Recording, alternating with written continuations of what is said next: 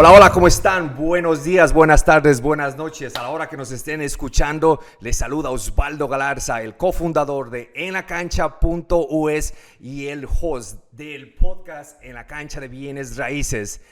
Hoy tenemos un invitado muy especial, Yuri Gómez. Yuri Gómez es un inversionista de bienes raíces y él viene aplicando diferentes estrategias de inversión como house hacking, y de eso vamos a estar hablando hoy. También haces, Yuri, yo sé, inversiones a largo plazo de multifamiliares pequeños y sindicaciones. Obviamente vamos a estar hablando de todo, queremos saber toda la información que Yuri nos trae, pero nos vamos a enfocar mucho en lo que es house hacking. A mí personalmente me encanta esa estrategia porque nos da la oportunidad a muchas personas de vivir en una propiedad sin pagar la renta o sin pagar el mortgage, diríamos. Y usualmente el mortgage o la renta son los biles o es la deuda que nosotros pagamos mensualmente, la más alta, diríamos, de las familias. Entonces vamos a estar hablando de eso.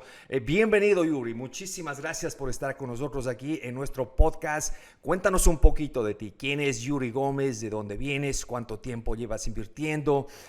Cuéntanos de ti, por favor, Yuri. Bienvenido. Aldo, muchas gracias. Primero que todo, muy agradecido de estar en tu podcast. Tiene una plataforma increíble.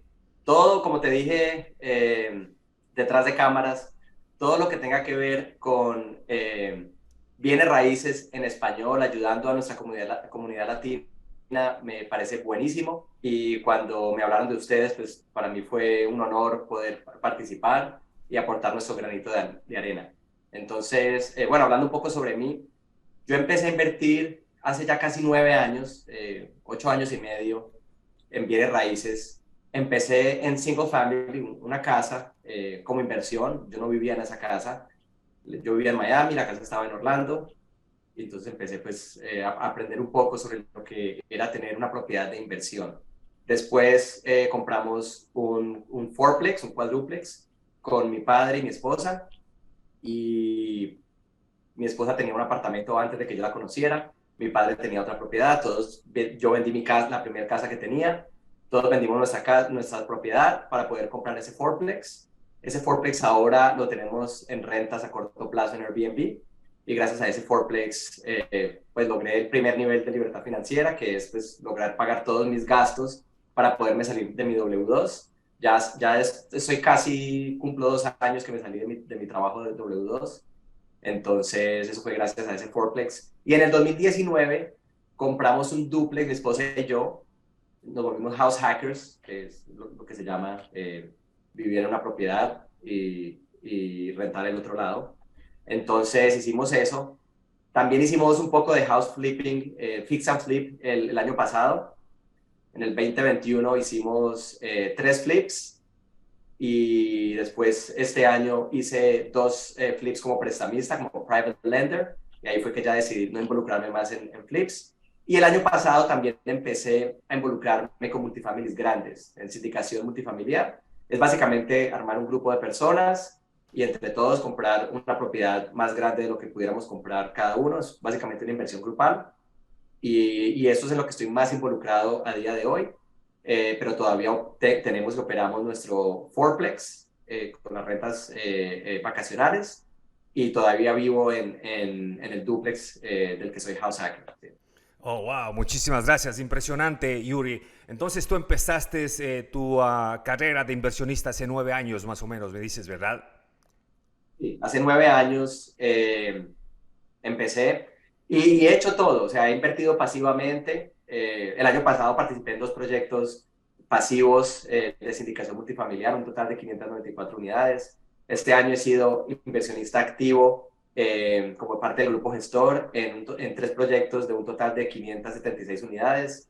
Y sí, básicamente mi trayectoria tiene ya casi 9 años y he hecho de todo un poco. Me ha gustado, me apasiona mucho todo lo que tiene que ver con bienes raíces, y quise ser well-rounded, quise saber de todo un poco para pues, poder aprender y bueno, y pasarla, enseñarle a otros, decirle a otros pues todo lo que he hecho para que también lo hagan.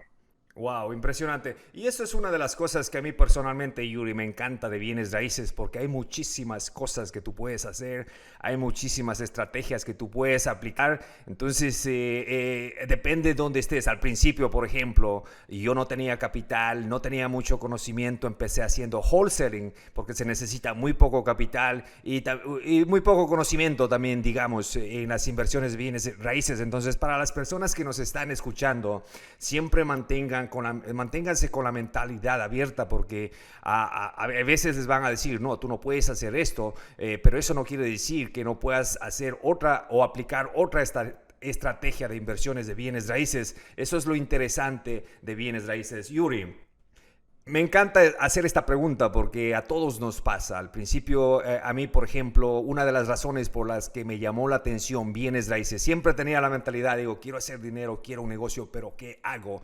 Cuando leí de bienes raíces que me decían que la mayor cantidad de millonarios, por ejemplo, se habían hecho a través de bienes raíces y no necesitas una educación extensa, etcétera, etcétera, me dije, wow, esto me llamó la atención, lo empecé a estudiar y lo empecé a hacer.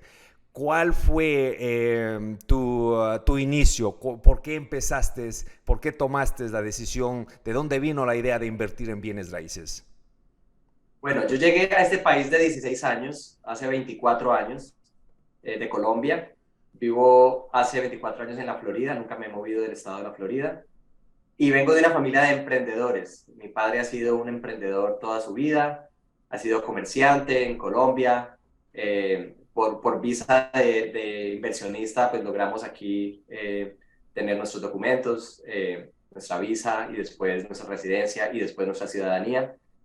Y él aquí no fue exitoso montando negocios para poder darnos esa visa. Logró sacar la visa, pero también perdió mucho dinero y, y él pues no tuvo la forma de seguir haciendo los negocios acá y simplemente decidió retirarse con lo que tenía en Colombia y ya. Pero yo siempre tenía eso. Yo empecé a trabajar con mi padre en Colombia cuando tenía 14, 15 años. Yo me iba con él en vacaciones y lo veía pues lo que hacía, sus negocios, y siempre se me quedó ahí esa vena de emprendedor.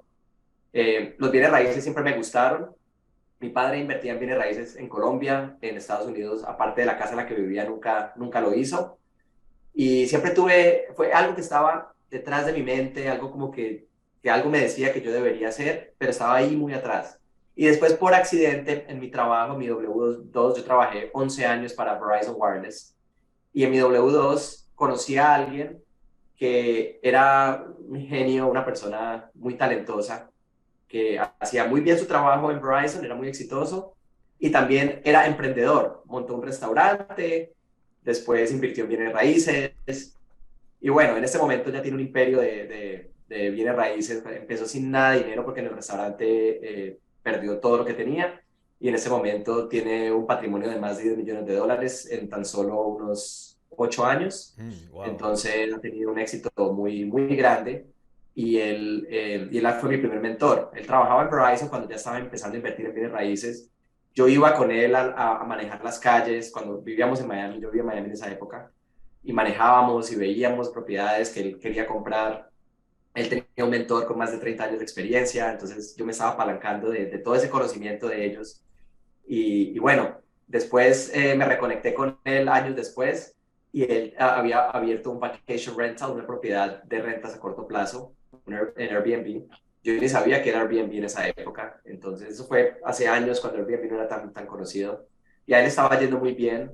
Y él fue el que me empujó y me decía, es fácil, cualquier persona lo puede hacer. No era fácil, pero me dio esa fuerza que yo necesitaba, ese empujoncito para lanzarme. Entonces yo empecé a buscar en mi tiempo libre que tenía cuando no estaba trabajando, eh, pues empezaba yo a buscar propiedades, a volverme experto en diferentes mercados que yo estaba mirando y así logré pues involucrarme. Después de tanto análisis que hice, me sentí ya como con la confianza para empezar a hacer ofertas. Empecé a hacer ofertas, hicimos ofertas como unas 9, 10 propiedades hasta que por fin logramos comprar el fourplex, el quadruplex. Y así fue que pues empecé ya de una manera como más como multifamily, pues porque la single family. Excelente, excelente. Sí, yo no diría, y yo nunca digo que este negocio es fácil, pero puede ser simple, especialmente si te apegas, si te apalancas a alguien que ya lo está haciendo o eres parte de una comunidad, se puede hacer mucho más simple. Cuando estás solo y quieres hacerlo solo, obviamente cometes más errores. Ahora, Yuri, me encanta porque tú estás invirtiendo, aparte de lo que has hecho fix and flip, pero estás invirtiendo a largo plazo. Tú entiendes exactamente la libertad financiera porque esa es la ambición o esa es la misión de la mayoría de nosotros como inversionistas de bienes raíces. ¿Qué significa para ti la libertad financiera? Libertad financiera es básicamente tiempo. Tú estás comprando tiempo. Entonces, y libertad financiera tiene niveles. Tú vas a escuchar a personas exitosas que nunca van a dejar de hablar de libertad financiera. Y ellos ya la tienen y todavía la están buscando. Porque hay muchos niveles de libertad financiera. Entonces, yo tengo cierta libertad financiera. Yo tengo mis propiedades que cubren todos mis gastos, pero también hay otras cosas que yo quisiera para mi familia. Pero es básicamente eso, es básicamente tiempo y estilo de vida, lo que tú quieres. Y estilo de vida puede ser muchas cosas. Puede ser que tú quieres simplemente tener más tiempo para darle a la comunidad, simplemente, o quieres pasar más tiempo con tu familia, o quieres dedicarte a las cosas que te gustan. Te gustan los deportes, te gusta surfing, te gusta viajar. Entonces, libertad financiera puede ser todas esas cosas. Es básicamente tener libertad para hacer lo que tú quieres, porque no estás trabajando para el dinero, sino que el dinero está trabajando para ti, como lo dice el maestro Robert Kiyosaki. Definitivamente, no, estoy completamente de acuerdo. Y Yuri, nuevamente, este negocio, tú sabes, como ya lo mencionamos, no es fácil, te puede tomar tiempo, te puede tomar sacrificio. Y bueno, tú viniste de una familia de negocios, digamos, pero para la mayoría de nosotros, por ejemplo, yo vine de una familia que no es de negocios, hay que hacer muchos cambios mentales, tienes que cambiar esa mentalidad. ¿Cuáles son los cambios que tú diste para decir, ahora sí voy a hacerlo, ahora sí voy a empezar a invertir en bienes raíces? Mi papá tuvo un momento de crisis financiera en Estados Unidos, él perdió mucho dinero en los negocios que montó y yo siempre tuve que trabajar y mientras estaba en la universidad, yo trabajaba a tiempo completo y estaba en la universidad, cogía 2 o 3 clases por semestre porque no me daba para más el tiempo que tenía. Entonces, fue un poco difícil todo eso. Empecé como empleado, me tocó hacer carrera en una compañía, me tocó hacer todo el ciclo empresarial, ser promovido, aprender. Aprendí muchísimo y muchas de las cosas que aprendí en mi W2 las estoy aplicando hoy. Pero yo diría que en el tema de mentalidad, lo que a mí me tocó cambiar, reprogramar mi chip fue cómo yo afronto el miedo. El miedo siempre va a estar ahí y a veces el miedo te hace crear excusas en tu cabeza para no tomar acción. Entonces, el miedo te dice, no, mira, trato de esperar 6 meses, de pronto este no es el mejor momento para comprar, o compres un duplex, eso te va a ser un problema, mejor compra un single family, o solamente compra una casa en la que vas a vivir, no te metas en eso. Entonces, el miedo es como una vocecita interna que te dice cosas y se vuelven excusas, porque eso es. Entonces, ese fue el primer cambio, es el miedo siempre va a estar ahí. Y el que te diga que no tiene miedo te está mintiendo. Siempre, siempre hay cierto miedo en el momento de tomar decisiones de cambios muy grandes a lo que tú sabes o estabas haciendo antes. Entonces, para mí el tema mental fue cómo yo lidio con ese miedo y aún así tomo las decisiones, aún así tomo acción, hago ofertas en propiedades cuando nunca lo he hecho antes, nunca he negociado un duplex o un cuádruplex, cómo entrar yo a negociar con personas que tenían mucho más experiencia que yo y cómo de pronto hacer un buen negocio. Entonces esa fue la parte que yo empecé a trabajar. Me pasó el análisis por parálisis que le pasa, para la parálisis por análisis que le pasa a todo el mundo, de ver tanto, investigar tanto, como que te empiezas como a parar.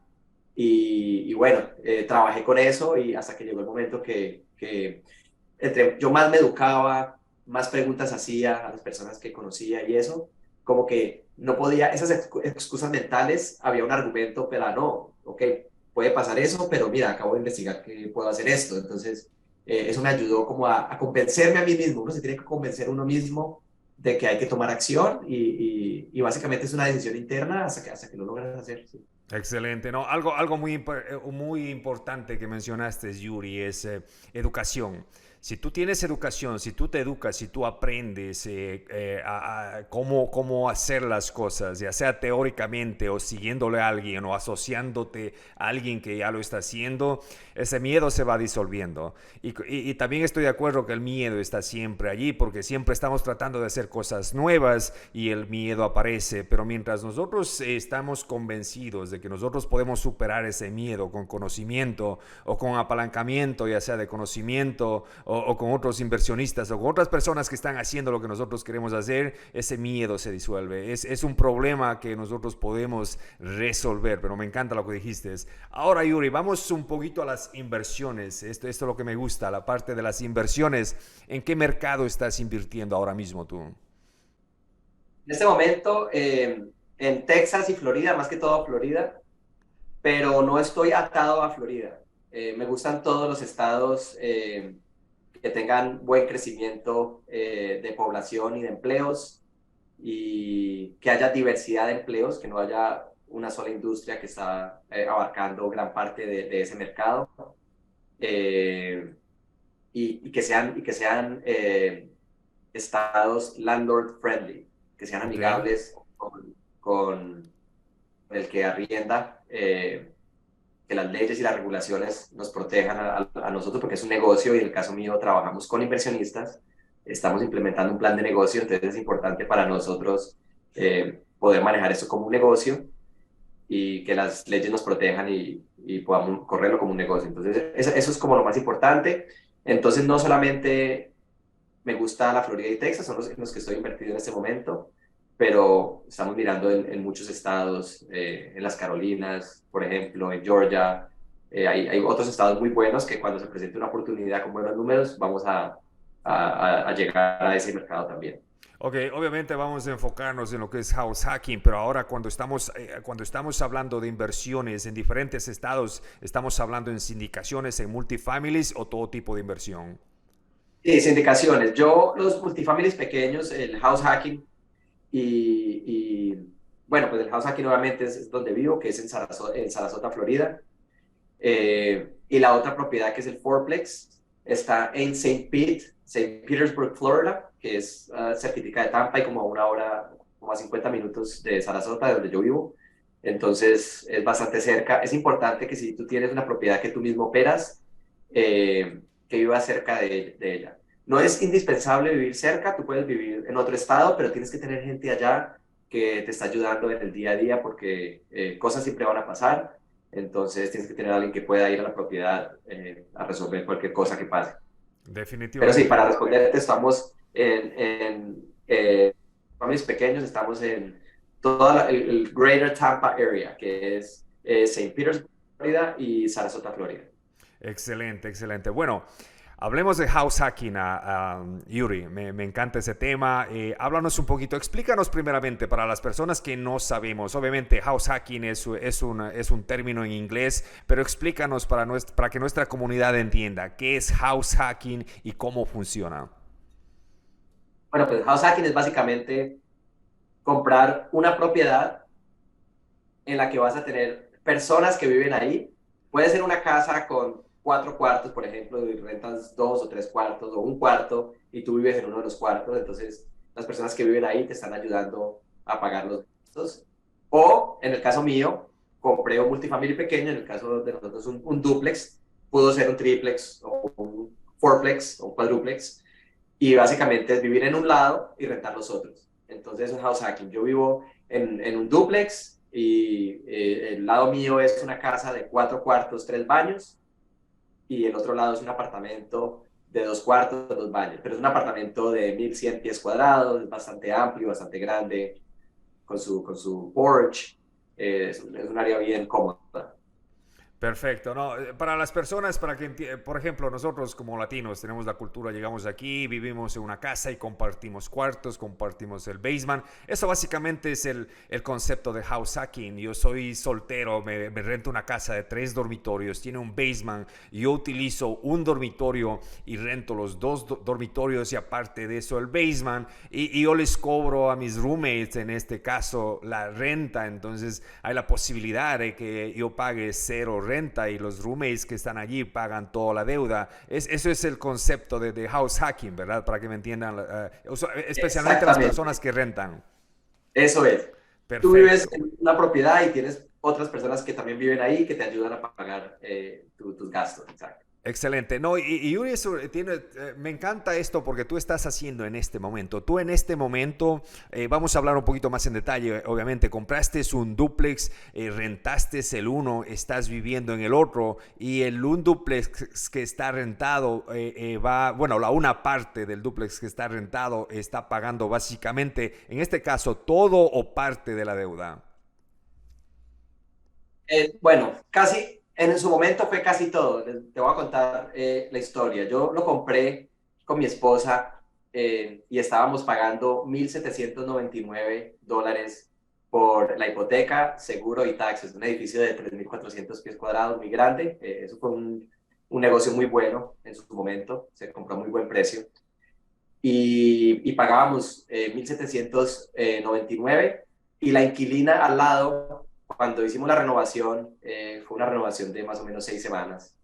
La mayoría muy cosmético todo, piso, cocina, gabinete, mesón, baños, baldosa, vanities, que son como los lavamanos de los baños, pintura, bueno, todo eso, prepandemia, entonces a precios muy asequibles.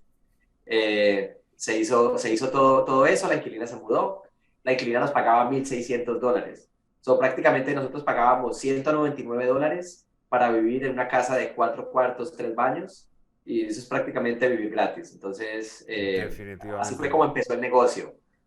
Al año y medio después, a principios del 2021, hicimos una refinanciación y en esa refinanciación bajamos el interés de 4,5% a 2,88% por ser 15 años y nos subió la hipoteca, seguro y impuestos a 2.300, pero vamos a tener la propiedad pagada en 15 años y ahora pagamos $500 y vivimos en una casa de 4 cuartos, 3 baños. Si nosotros fuéramos a pagar una renta por esa casa en este momento, estaremos pagando más o menos unos 3.500, $4.000 por esa casa. Entonces, estamos pagando $500.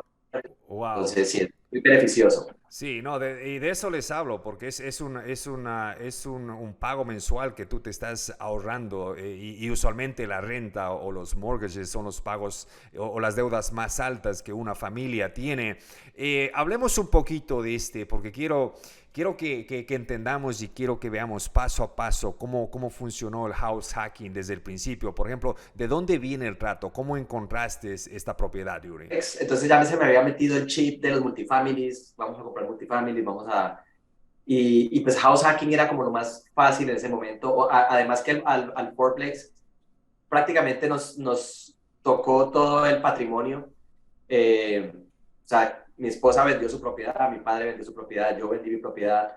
Fue todo algo que nos tocó hacer muchas cosas para poder lograr comprar una propiedad de un tamaño muy grande para lo que nosotros habíamos hecho. Entonces, sabíamos pues que estábamos dando todo y el próximo negocio no iba a ser de ese tamaño, lo teníamos claro. Entonces, mi esposa y yo decidimos, bueno, pues house hacking suena como una estrategia muy buena.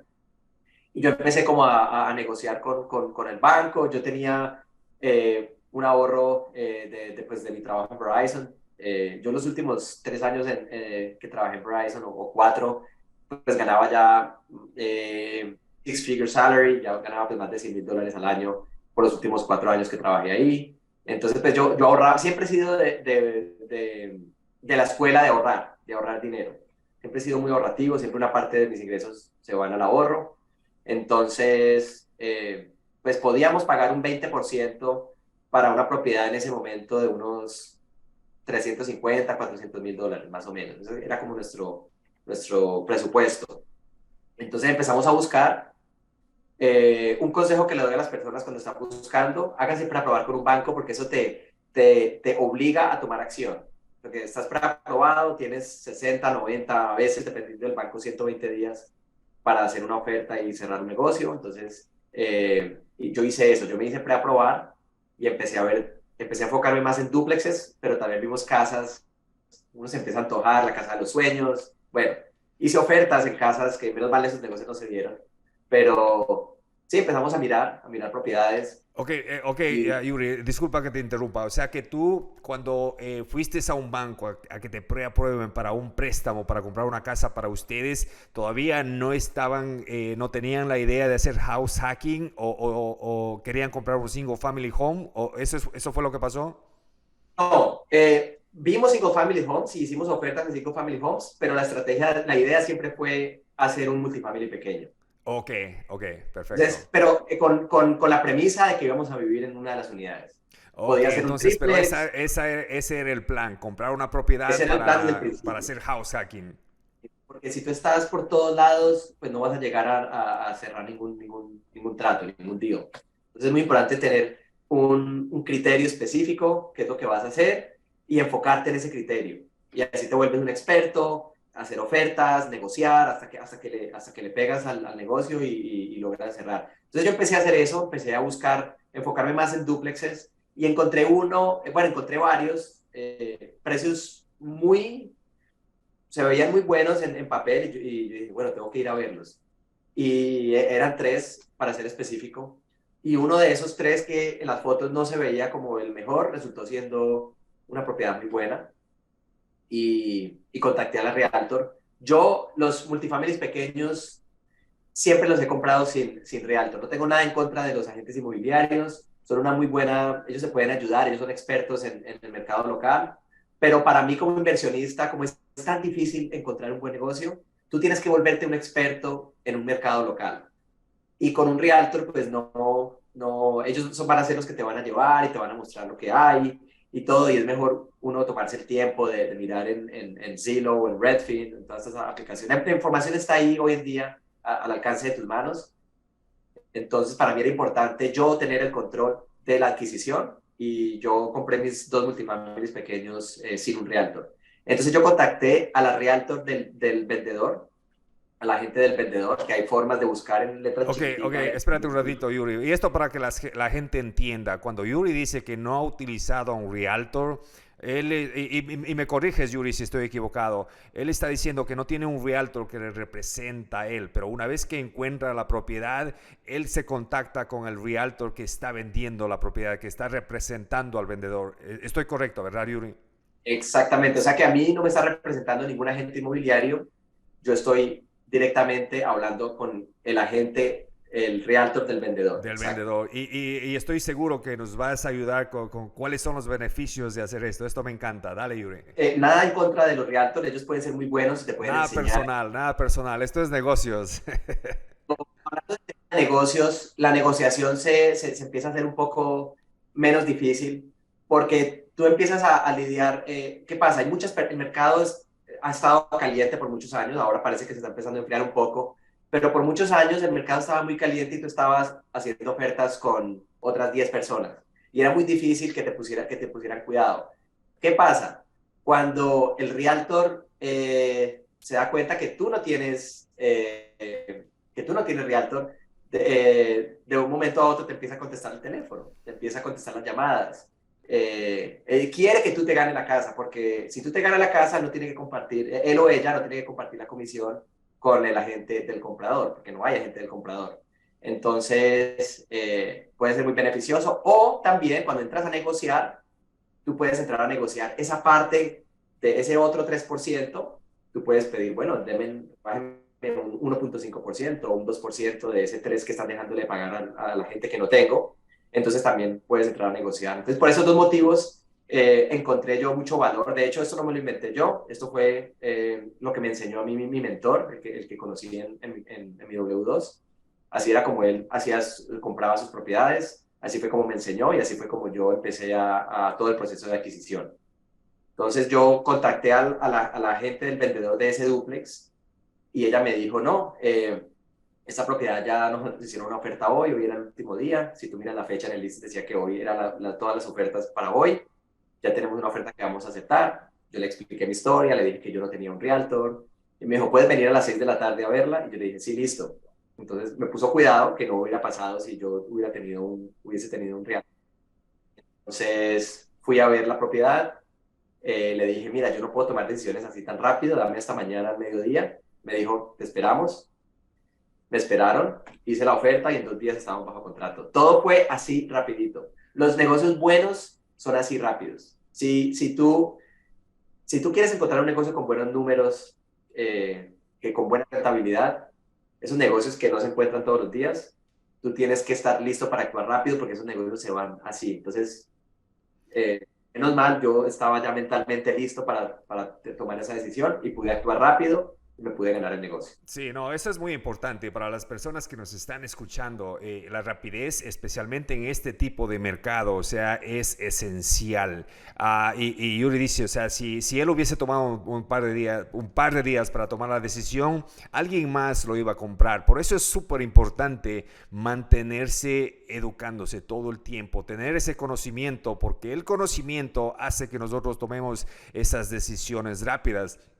Yo siempre digo, o sea, tienen que hacerse profesionales en buscar comparables. Estamos hablando usualmente en buscar casas en single families home, en buscar comparables y hacer el estimado de construcción. Yo entro a una casa, me toma 10 minutos entrar, salir y empezar a enviar una oferta, ¿ok?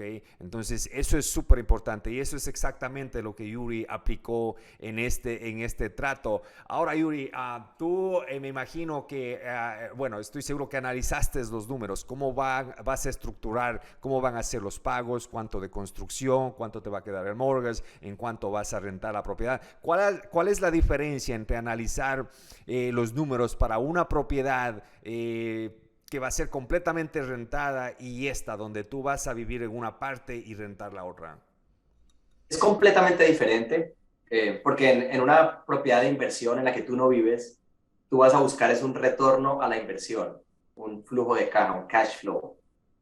En este tipo de propiedades en la que tú vives, tú estás buscando es que esa propiedad o vivas gratis, completamente gratis. Eso es lo que tú buscas en ese tipo de propiedades. Entonces, la forma como tú lo analizas es diferente. Ahora, tú puedes usar el mismo análisis del retorno a la inversión. Por ejemplo, si yo no viviera en esa propiedad, ¿cuánto me dejaría rentando las 2 unidades si es un dúplex?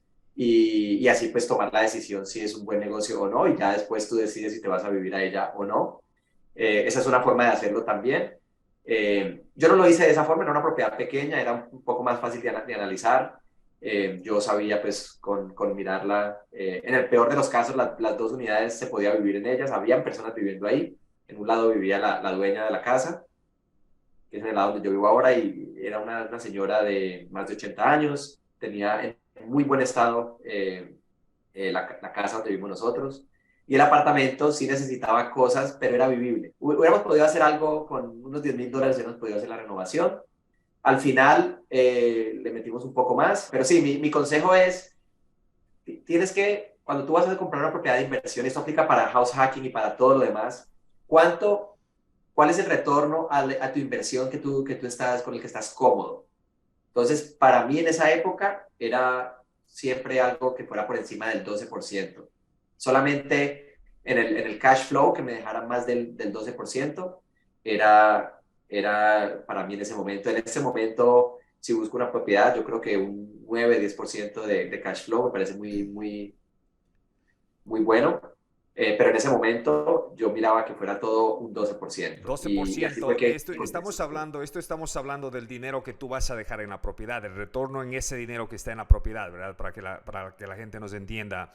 Ok, Es correcto. ahora, en este caso, y no estoy seguro si esto funciona de la manera que voy a plantearte, tú tenías el financiamiento del banco y tú tenías que poner el 20% o ¿cuánto tenías que poner tú de down payment? Sí. Bueno, así empezamos, porque obviamente en todos los negocios pues pasan cosas y pasaron cosas. Entonces empezamos a negociar con un 20% de down payment. Eh, la propiedad la compramos a $90 el pie cuadrado, que eso es una locura. Pero en esa época el appraiser. Un appraiser es una persona que le hace un avalúo a la propiedad, que le dice al banco, esa propiedad vale tanto dinero, esa propiedad valía mucho más.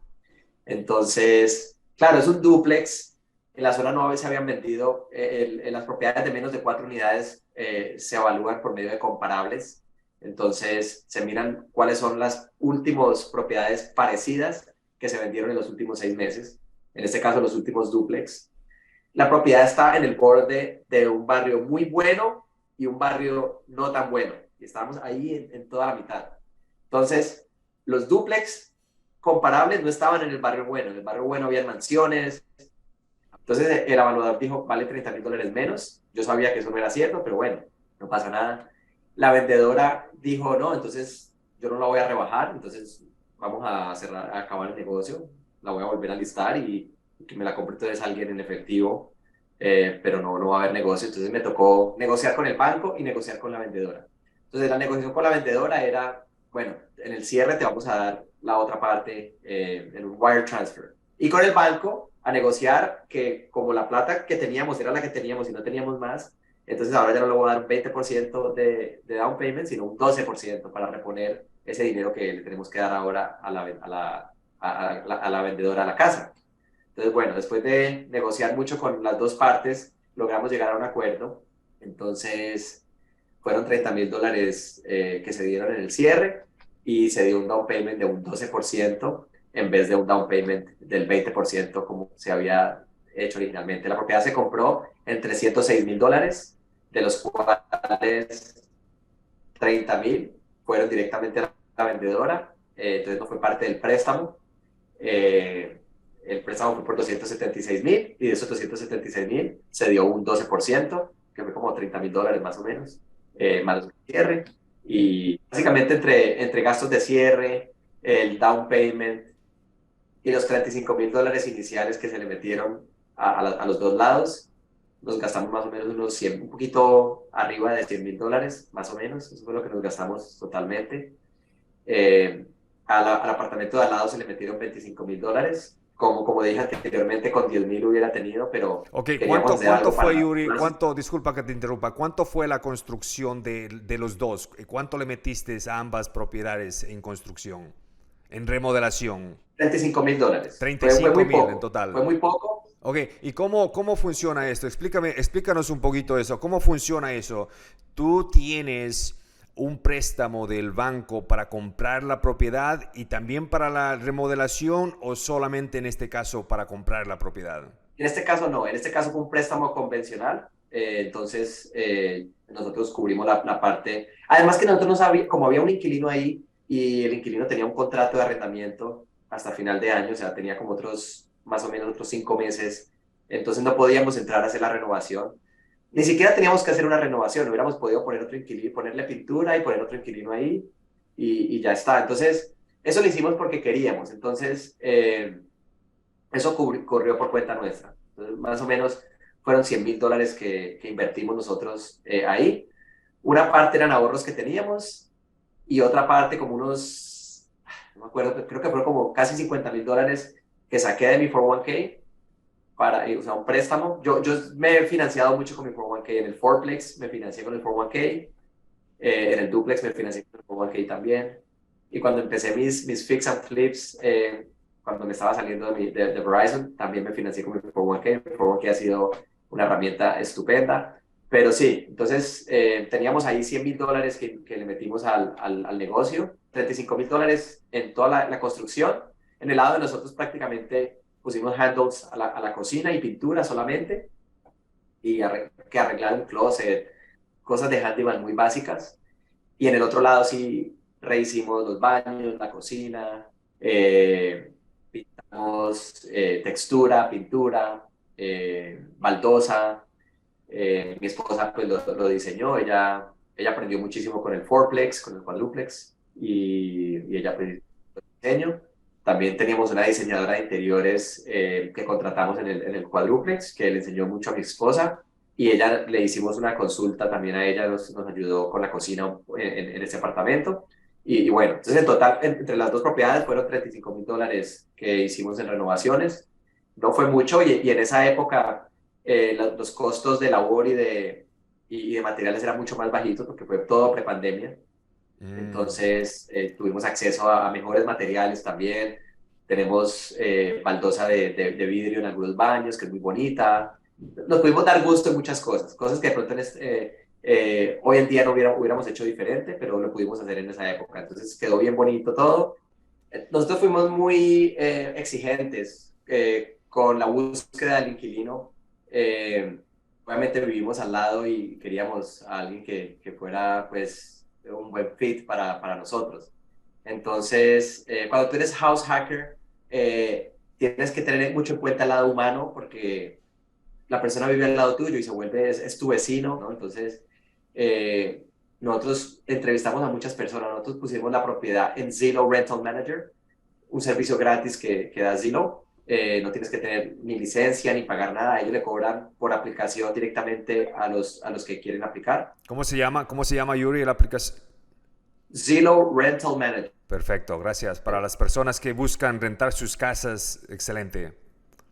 Y es muy bueno porque es gratuito para el landlord, para la persona que está buscando inquilinos. Entonces, puse la propiedad ahí. Ellos le cobran directamente por aplicación, para que la gente aplique, le cobran, no sé si es $40, $50. Igual si tú vas a aplicar en un edificio, te cobran un fee por aplicar, entonces es como lo mismo, el inquilino sabe que muchas veces le van a cobrar por aplicar y nunca hubo problemas con eso. Entonces vinieron a verla como 20 personas y bueno, después de tanto entrevistar personas, eso sí fue un poco tedioso, pero pues vivimos al lado, eso era importante para nosotros. Entonces, después de todo el proceso, pues ya nos quedamos con la inquilina, que es enfermera, su hija también está en med school y era el fit perfecto para nosotros. Nos hemos vuelto muy cercanos, ella viene en los holidays, Thanksgiving estuvo acá, acabamos de llegar de un crucero, entonces no le invitamos al 24 de diciembre en la celebración, pero posiblemente esté aquí el 31 de diciembre. Oh, wow. Entonces, una relación muy buena. Nunca, ya lleva 2 años con nosotros y nunca ha pagado tarde la renta.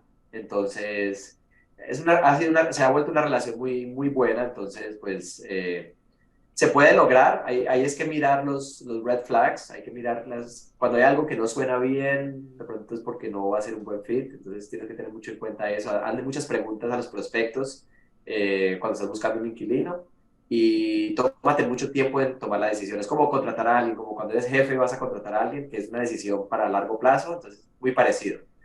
Y bueno, así fue que la encontramos y ha sido una relación excelente. Y como les digo, hay que tener el lado humano y el lado negocio. Cuando eres house hacker, hay que tener mucho en cuenta el lado humano también, porque la persona vive al lado tuyo. Entonces, no es 100% un negocio que tú nunca has visto quién es el inquilino que se está quedando en tus propiedades, como pasa en la sindicación multifamiliar, donde trabajamos con dinero de inversionistas y no conocemos a los inquilinos. Entonces, pues obviamente eso es un negocio más que se comporta como un negocio. House Completamente hacking, diferente, completamente diferente. Sí, no, yo escucho y me da un poco de miedo. Digo, podría ser eso, porque tú sabes, cuando estás hablando, y me encanta lo que dices, el lado del negocio y el lado humano, porque cuando somos landlords, tenemos propiedades. Yo personalmente, bueno, hago todo lo que tenga que hacer, pero no quiero mantener una relación directa con los inquilinos. No quiero invitarles a mi casa a que se pasen los holidays, pero en este caso, o sea, son cosas que pueden pasar, entonces tienes que ir con esa mentalidad. Obviamente puedes hacer un excelente trabajo, tiene con un poquito más de paciencia y tiempo escogiendo a la persona que va a vivir allí, pero sí, puedo mirar esa parte, pero es posible, o sea, los beneficios son grandes, o sea, vale la pena hacer eso y si lo haces de la manera correcta, te funciona muy bien, ¿verdad, Yuri? claro, totalmente. Es un negocio que vale mucho la pena. Es una excelente estrategia para empezar como inversionista activo de bienes raíces, porque primero vas a aprender muchísimas cosas desde el lado de la renovación, porque te recomiendo que hagas mejoras para que tu propiedad sea atractiva. O sea, si vas a tener un inquilino, el plan de negocio que nosotros aplicamos a todas nuestras estrategias de bienes raíces es ser el mejor en cada estrategia que hacemos, ser el mejor en la zona. Entonces, como house hackers, queríamos que ese apartamento fuera el apartamento más bonito de la zona, de los comparables. Entonces, esa es mi recomendación, o sea, hacer algo, hacerlo bien y entonces vas a aprender sobre renovación. Vas a aprender sobre negocio porque también es un negocio, aunque existe el lado humano y todo, es un negocio que incurre gastos, cosas se van a dañar, van a pasar cosas, un día te van a contactar, el aire no está funcionando, pero bueno, tú aprendes de todo eso y todo es manejable, todo es coger Y eso experiencia. es súper importante lo que acabas de mencionar, hacer las cosas bien hechas, hacer lo mejor que tú puedas. Y no solamente por eso, sino que te ahorra tiempo, te ahorra dinero, dolores de cabeza, porque cuando tú haces una propiedad bien hecha, no necesita mucho mantenimiento, no requiere mucho mantenimiento, porque ya has hecho un excelente trabajo. Y esa es mi siguiente pregunta, Yuri. Manejamiento, mantenimiento. La propiedad está allí cerca de ti. Tú personalmente haces esto, tienes un equipo. Cuéntanos un poquito de cómo haces lo que es el manejamiento y el mantenimiento de esta propiedad. Lo bueno es que como yo vivo ahí, muchos de los gastos, de mis gastos, se absorben con la propiedad y viceversa. Entonces, el jardinero, lo que me cobraría por el apartamento extra es un poquito más, todo es un poquito más. Cubre pues con los servicios, con los utilities, y el jardín pues lo hacemos nosotros. En cuanto a mantenimiento, reparaciones, sí hay que tener un dinero ahí al lado. Yo, más o menos en promedio, se nos van más o menos como 1.000, 1.500 dólares anuales en reparaciones, en gastos imprevistos que salen. Y la mayoría de los gastos, pues, se absorben con el mantenimiento que hacemos con mi propiedad. Entonces, es una estrategia muy, muy bonita, es fácil de manejar, tú estás ahí y en verdad, pues, no es como que las cosas se dañen todos los días y más si, pues, si hiciste renovaciones y nosotros pusimos electrodomésticos nuevos, por ejemplo, entonces, eso es beneficioso. Sí, no, excelente, excelente. A las personas que nos están escuchando, estamos hablando de house hacking. House hacking es cuando tú compras una propiedad que tiene más habitaciones o más apartamentos. Por ejemplo, te compras estamos hablando, Yuri tiene un duplex, él vive en una unidad y renta la otra. Y la unidad que está rentada usualmente cubre todos los gastos o la mayoría de los gastos de la totalidad de la propiedad. Eso es house hacking y de eso estamos hablando. Yuri es un ejemplo perfecto porque él en este momento está viviendo en una parte de la propiedad, está rentando la otra y de eso hablamos. Ok, Yuri, muchísimas gracias, Yuri. ¿Cuál es tu meta, Yuri, para el próximo año en bienes raíces? Estamos ya a unos días de terminar el año. ¿Cuál es tu meta para el próximo año? Yo estoy más involucrado ahora en los multifamilies grandes. Mi meta es seguir trayendo inversionistas a mis proyectos grandes. Este año yo aporté con mis inversionistas aproximadamente, casi llego al 1.5 millones de dólares que yo aporté con mis inversionistas en los proyectos que trajimos. La meta es el año que viene llegar a los 3 millones. No hacer, no necesariamente hacer más proyectos. Yo hice 3 proyectos este año. 2 o 3 proyectos está bien, pero de pronto con un aporte más grande. Yo soy muy activo en redes sociales, entonces seguir estableciendo mi marca como inversionista de bienes raíces y seguir trayendo inversionistas a mis proyectos, seguir aprendiendo, uno nunca deja de aprender y también seguir enseñando de forma gratuita por medio de mis redes sociales. Yo le enseño a las personas con videos cortos diferentes temas de bienes raíces. Airbnb, me gusta aplicarlo. Mi mentor me dijo alguna vez que yo no le debía nada, simplemente pay it forward, me dijo, simplemente pásala. Excelente, excelente. Mira, tú eres un inversionista, cuando estamos hablando de multifamiliares, ¿eres un inversionista más pasivo o activo o es una combinación de los dos? Últimamente activo, activo. Lo he hecho inversiones pasivas también en sindicación multifamiliar, pero yo soy parte del grupo gestor de los proyectos que hice, de los 3 proyectos que hice este año, y cuando digo que hacer otros 2 o 3 proyectos el año que viene, sería de la misma manera, como siendo parte del grupo gestor en esos proyectos. Sí. Excelente, excelente. Yuri, para las personas que nos escuchan, tenemos una audiencia bastante grande, especialmente la audiencia de la comunidad latina que está aquí en Estados Unidos y siempre estamos buscando, tú sabes, nosotros como latinos llegamos a este país en busca de hacer algo diferente, porque a lo mejor en nuestros países no tuvimos la misma oportunidad, llegamos aquí y nos enteramos de bienes raíces, pero nos estancamos o no creemos o pensamos que no es realidad y estamos parados solamente mirando. Nosotros les decimos, estamos en la banca, estamos sentados en la banca y no entramos a la cancha de bienes raíces. ¿Qué les puedes decir, Yuri, a esas personas, tú que tienes experiencia en este mundo de los negocios de bienes raíces? El miedo siempre va a estar ahí, van a sentir miedo. Llega un momento en que ustedes están investigando, están buscando, están mirando propiedades y llega un momento cuando para tomar acción como que se vuelve todo muy real, como que y ahora sí, y te empiezan a entrar te empiezan a entrar dudas. Entonces, la forma de mitigar ese miedo es haciendo las preguntas correctas, porque ya hiciste tu análisis y ahora se te entra como unas dudas, tu mente te está diciendo, te está sacando excusas. Entonces, haz las preguntas adecuadas para tener un argumento, para tú convencerte mentalmente de que sí es el momento para tomar acción. Siempre el mejor momento para tomar acción es, bueno, es hace 10 años y el segundo mejor es hoy. Eso lo dicen muchos inversionistas de bienes raíces. Entonces, yo también soy partidario de creer en eso. Eh, Siempre el mejor momento es hoy. Hay mucho temor ahora de lo que está pasando, una posible recesión o que ya estamos en ella.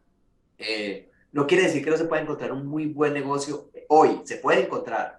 De pronto hay menos, de pronto es más difícil por el tema del Te toma más tiempo, préstamo, pero por el puedes. tema, pero todo entra en una ecuación y en todo hay una solución. Entonces, tú tienes que mirar cuál es tu perfil financiero, cuáles son los fondos que tú tienes o qué familiares tienes que confiarían en un proyecto contigo. Entonces, tú empiezas como a analizar todo y a encontrarle una solución a cada cosa, investigar y tomar acción, pero no pares, no tomar acción no es una opción. Y adversidad siempre va a haber, todo lo bueno es difícil y la adversidad hay que hay que recibirla y con trabajo duro lo que vas a aprender es invaluable y vas a estar muy orgulloso de lo que vas a lograr cuando superes esa adversidad y la experiencia que vas a Excelente, recibir es de otro excelente. mundo. ¿Cuál es, Yuri, qué tú piensas la importancia de pertenecer a una comunidad, a un grupo, cuando tú estás empezando en el negocio de bienes raíces? ¿Qué tan importante tú crees que es esta parte? Si me hubieras hecho esa pregunta hace un año y medio, te hubiera dicho que no, que hoy en día el acceso a la información es gratuito, tenemos YouTube, tenemos Google, y eso tiene cierta parte correcta, ¿no? En cierta parte eso es correcto, tú puedes adquirir información gratis y no necesariamente necesitas ser parte de una comunidad, pero ser parte de una comunidad te va a dar el otro lado de la ecuación. Un lado es la teoría, un lado es todo lo que tú estudias, el análisis, todo lo que puedes encontrar en internet, cómo se hace esto, cómo se hace lo otro, y el otro lado la experiencia. Siendo parte de una comunidad, tú vas a poder apalancarte de la experiencia de otros y no cometer los mismos errores que ellos cometieron. Entonces, no es algo que tienes que hacer, mucha gente lo ha hecho sin ser parte de una comunidad, pero con una comunidad vas a llegar más rápido. Entonces, eso lo aprendí yo un poco tarde. Yo me hice parte de una comunidad hace un año y ha sido el año en el que he crecido mucho más que cualquier otro. Entonces, lo puedo decir de primera mano, de hecho. Me identifico mucho con esa Excelente. pregunta. Excelente, Yuri, muchísimas gracias por compartir tu experiencia de cómo, especialmente cómo aplicaste esta estrategia impresionante que es house hacking, que todos la podemos poner en práctica. Gracias por estar aquí con nosotros compartiendo con la comunidad. Me encanta que estás dispuesto, no solamente que haces, sino que estás dispuesto a compartir con los demás. Eso dice mucho de ti.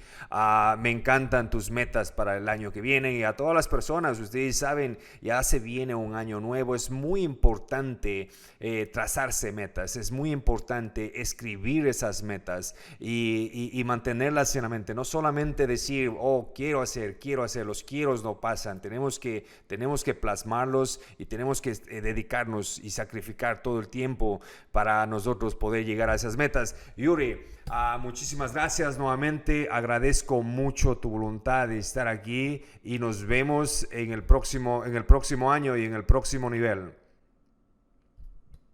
Muchísimas gracias, Osvaldo. Fue un honor estar aquí en el podcast de En la Cancha. Perfecto. Gracias. Gracias, Yuri. Pases bien. Yayo.